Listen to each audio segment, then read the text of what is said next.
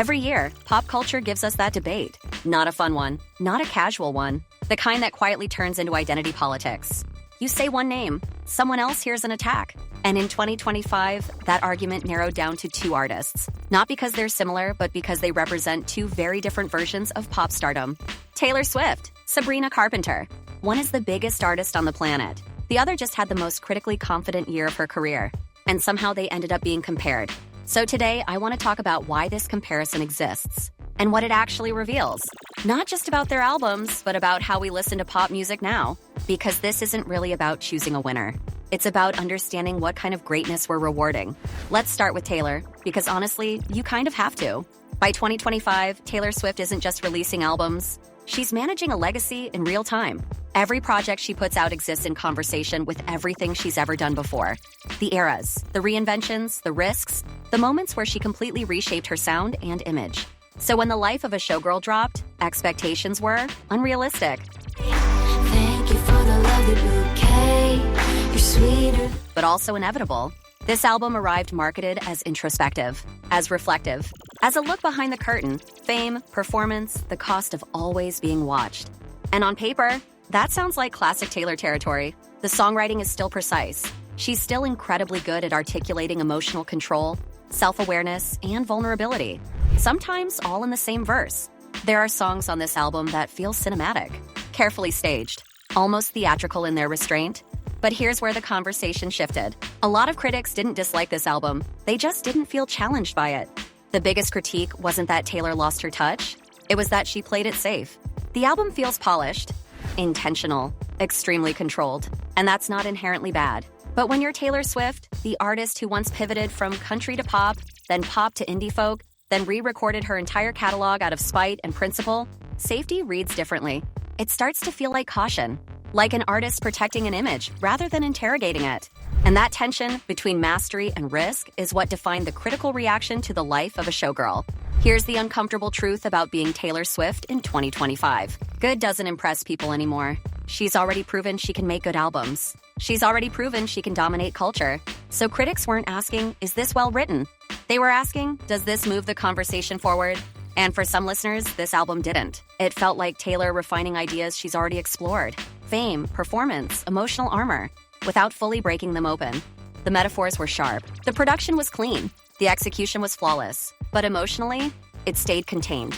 And that containment is what left some people wanting more. Not drama, not chaos, just risk. Now let's talk about Sabrina Carpenter, because her 2025 album entered the world from a very different place. Sabrina didn't release Man's Best Friend with the weight of a legacy. She released it with something arguably harder.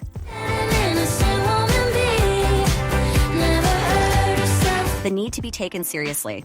For years, she existed on the edges of pop conversations. People knew her name. They knew her image. But they didn't always know her voice, artistically speaking. And this album changed that. What critics responded to immediately was how self-assured it felt. Not loud, not desperate, not trying to manufacture a moment, just confident. The songwriting is witty without being try-hard. The humor is subtle. The themes around gender dynamics, power, and modern femininity are present, but never screamed. Sabrina doesn't over-explain herself here. She lets the songs breathe, and that restraint is exactly why the album landed so well critically. One of the most interesting things about Man's Best Friend is how intentional it feels. This album knows its scope, it knows its tone, and it sticks to it. There's no genre hopping for shock value, no emotional whiplash. Instead, you get cohesion, a clear point of view, a pop album that understands its own voice. And critics love that, because in a landscape where pop often feels engineered for virality, Sabrina delivered something more grounded, something that felt considered. Not groundbreaking, but deeply solid. And sometimes that's more impressive, especially from an artist who spent years being underestimated. Here's where things get uncomfortable for some fans. When critics favored Sabrina Carpenter's album over Taylor Swift's in 2025, it wasn't because Sabrina is better than Taylor. It was because the expectations were different. Taylor is judged against her peak. Sabrina is judged against her potential. And Man's Best Friend felt like Sabrina reaching hers. It didn't try to be bigger than it was. It didn't chase trends. It simply delivered a strong, cohesive pop album that knew exactly what it wanted to say. That clarity matters. And for critics, it felt fresher than Taylor's refinement of familiar themes. This is where the debate gets interesting. Taylor Swift released an album that reinforced her status. Sabrina Carpenter released an album that reshaped her narrative. Taylor's album said, I'm still here. I still know exactly what I'm doing. Sabrina's album said, this is who I am. Take me seriously. And those are very different goals. Taylor doesn't need critical validation to survive. Sabrina does, and she earned it. That doesn't diminish Taylor's work. It just contextualizes it. If we're talking critical reception alone, Sabrina Carpenter. Her album was more consistently praised, more surprising relative to expectations, and more focused in execution.